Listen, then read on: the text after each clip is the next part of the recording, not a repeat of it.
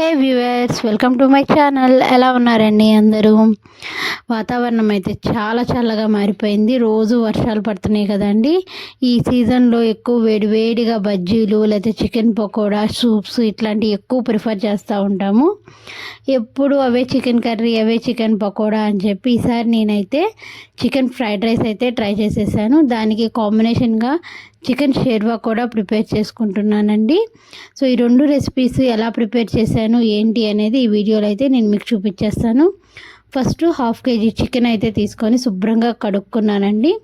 తర్వాత అందులో కారము, అల్లం వెల్లుల్లిపాయ పేస్టు, కార్న్ఫ్లోరు, ఉప్పు, ధనియాల పొడి, జీరా పౌడర్ అండ్ లాస్ట్కి చికెన్ మసాలా వేసి ఇవి వేసిన స్పైసెస్ అన్నీ ఆ చికెన్ పీసెస్కి పట్టేటట్టు బాగా అయితే కలుపుకుంటున్నాను.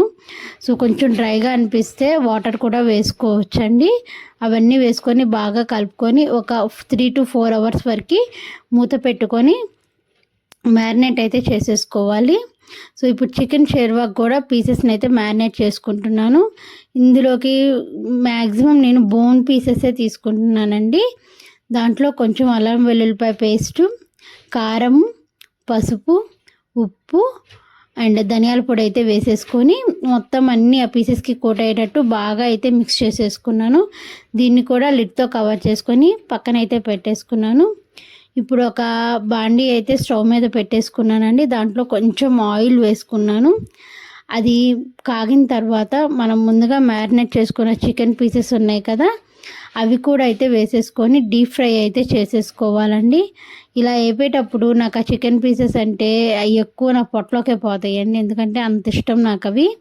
సో ఇలా నాకు గోల్డెన్ బ్రౌన్ కలర్ వచ్చేదాకా వేపుకొని తీసి ప్లేట్లో అయితే పక్కన పెట్టేసుకున్నాను. మిగతా పీసెస్ కూడా ఇలానే మొత్తం ఫ్రై చేసేసుకొని పక్కన అయితే పెట్టేసుకోండి. ఇప్పుడు చికెన్ షేర్వా అయితే ప్రిపేర్ చేసేద్దాము.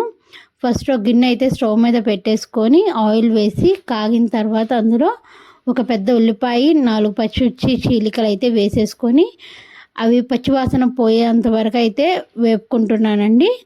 తర్వాత అందులో ఒక పెద్ద టమాటా అయితే కట్ చేసేసుకొని వేసేసుకున్నాను.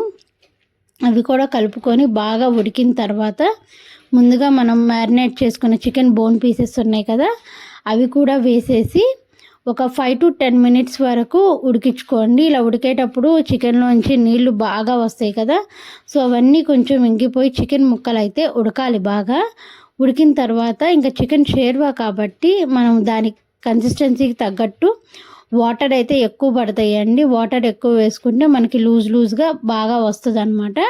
సో ఇట్లా కలిపిన తర్వాత నాకు నీళ్ళు అయితే బాగా ఇంకిపోయినాయండి. సో నా కన్సిస్టెన్సీకి తగ్గట్టు వాటర్ కూడా అయితే నేను ఇందులో యాడ్ చేసేసుకుంటున్నాను. యాడ్ చేసేసుకొని ఇంకా లాస్ట్లో కొంచెం కరివేపాకు అయితే వేసేసుకొని మూత పెట్టుకొని ఒక 15 minutes అయితే ఉడికించుకున్నానండి. అంతే, చికెన్ షేర్వా అయితే నాకు ప్రిపేర్ అయిపోయినట్టే.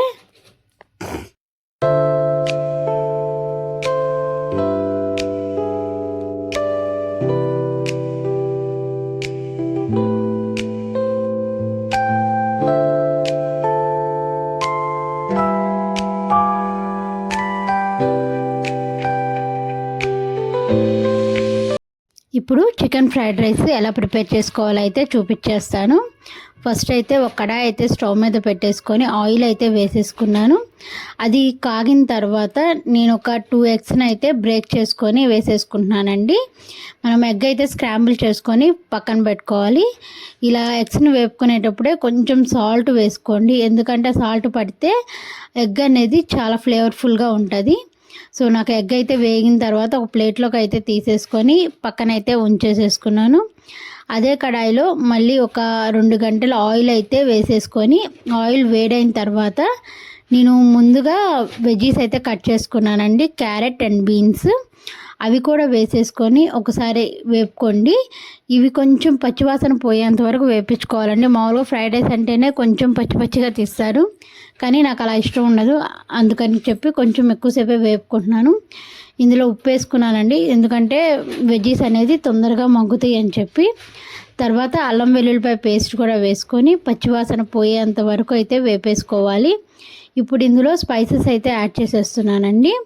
ధనియాల పౌడరు, కారము, జీరా పౌడరు, చికెన్ మసాలా ఇవన్నీ వేసి ఆ వెజ్జెస్కి బాగా పట్టేలా అయితే కలిపేసుకోవాలి. తర్వాత స్క్రాంబుల్ చేసిన ఎగ్ కూడా వేసేసుకొని ఒకసారి అయితే కలిపేసుకున్నాను.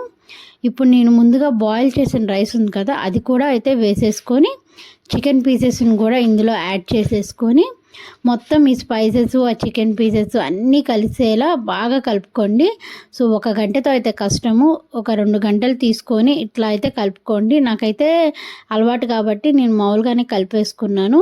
సో అలవాటు లేని వాళ్ళు ఏంటంటే ఒక 2 గంటలు పెద్ద పెద్ద గంటలు పెట్టుకొని కలిపేసుకోండి. అంతేనండి, మన చికెన్ ఫ్రైడ్ రైస్ అయితే ప్రిపేర్ అయిపోయినట్టే.